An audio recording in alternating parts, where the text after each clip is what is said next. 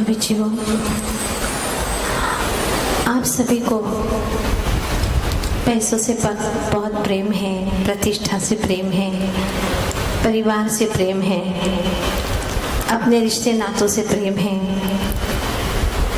पदार्थों से प्रेम है। बस नहीं है तो सिर्फ एक से प्रेम नहीं है, स्वयं से। स्वयं की पहचान करना भी नहीं चाहते ही नहीं है कि मैं स्वयं की पहचान करूं। 24 घंटे में थोड़ा समय तो दूं, 24 मिनट का ही समय दो अपनी पहचान करने के लिए। नहीं, रुचि ही नहीं है।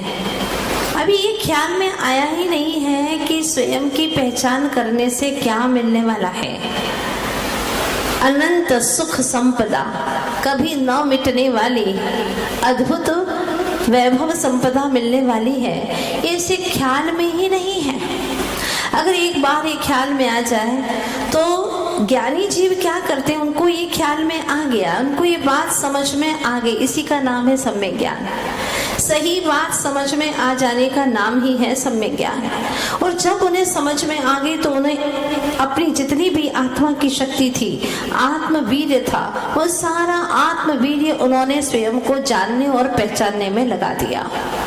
अब वह व्यर्थ में अपने उपयोग को बाहर में ले ही नहीं जाते, व्यर्थ की चर्चा करते ही नहीं। जो विनाशिक है उसके लिए समय खपाते ही नहीं, धन्य है। और दूसरी तरफ यह जीव अनंत काल से भटका, अनादि से इसके परिणाम गिरे हुए हैं, फिर भी विकारों से घिरे हुए हैं। कितनी आश्चर्य की बात है, बात समझ में आ रही है ना। अनादि से परिणाम गिरे हुए हैं, फिर भी विकारों से घिरे हुए हैं। और कितना गिरेंगे, और कितना गिरेंगे। पूर्व कर्म बांध कर करके वैसे ही परिणाम गिरे हुए हैं हमारे, और वर्तमान में फिर विकारों से घिरे हुए हैं। जैसे कोई व्यक्ति कुएं में गिरा है, उसे कहा कि भाई मर जाओगे, मर जाओगे, कब तक पड़ी रहोगे, आओ मैं रस्सी डाल रहा हूँ, पकड़ करके आ जाओ। वो सुनता है बड़े ध्यान से और कहता क्या है, सुनिएगा। वो कहता है रस्सी डालोगे और पकड़ करके मैं कैसे आऊं, अगर कदाचित हाथ से रस्सी छूट गई तो मैं फिर गिर जाऊंगा, मैं तो गिर जाऊंगा ना, मैं गिर जाऊंगा। डर क्या है, कहीं हाथ से रस्सी छूट गई तो गिर जाऊंगा। तो इतने वैसे ही गिरे हुए हो, अब कहाँ गिरोगे, वहीं तो गिरोगे, और कहाँ गिरोगे, इससे नीचे तो गिरने वाले हो नहीं। वैसे ही कुएं में गिरे हुए हो और हाथ से रस्सी छूट भी गई तो कहाँ गिरोगे, कुएं में ही गिरोगे। और ये सोचते क्यों हो, इतना नकारात्मक विचार क्यों है। तुम्हें ऊपर ले आने के लिए, तुम्हारी रक्षा के लिए रस्सी डाली जा रही है। वो कहता है कहीं गिर गया तो अब और क्या गिरेगा। आचार्य देव कहते हैं कितना गिर गया। एक इंद्री जो लास्ट दशा है, अंतिम दशा है, वहां तक तो पहुंच गया। एक इंद्री जीव बन गया लब्ध्य पर्याप्त तक। एक श्वास में 18 बार जन्म मरण करके अनंतों बार होकर के आ गया है। अब क्या, सारा परिभ्रमण कर लिया चेतन, अब तो संभल जा, अब संभलने का अवसर आ गया है।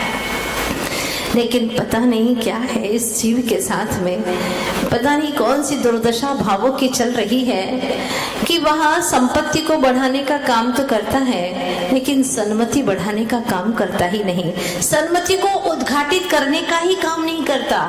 संपत्ति के इस अंबार लगाने में अपनी दुर्मति किए जा रहा है, क्योंकि लक्ष्य कैसे भी आए, जैसे तैसे भी आए, बस पैसे आए, धन आए, मेरा बाहरी वैभव बढ़े, मेरी प्रसिद्धि बढ़े, लोग मुझे जाने पहचाने। अरे लोगों की जान पहचान बढ़ाने से तेरा क्या होगा, तनिक सोच। लोगों से तुम्हारी पहचान बढ़ी, लोगों ने तुम्हारी पहचान की, क्या इससे तुम्हारा सुख तुम्हें प्राप्त हुआ? सोचना जरा, तुम्हारा जो सुख है, आत्मिक सुख है, वो तुम्हारे अपने परिणामों की विशुद्धि से है, किसी की जान पहचान से होने वाला है ही नहीं। बल्कि जितनी पहचान बढ़ेगी, अति परिचया अवज्ञा, जितना परिचय बढ़ेगा उतना आत्मा की अवज्ञा होने वाली है, उतनी आत्मा की अवज्ञा होगी, उतनी आत्मा की अवहेलना होगी। अवहेलना का मतलब तुम आत्मा को समझोगे ही नहीं, उसकी तुम्हें कुछ भी पहचान की रुचि ही जागृत नहीं होगी। जो मैं हूँ उसके बारे में कोई सोच विचार ही नहीं है।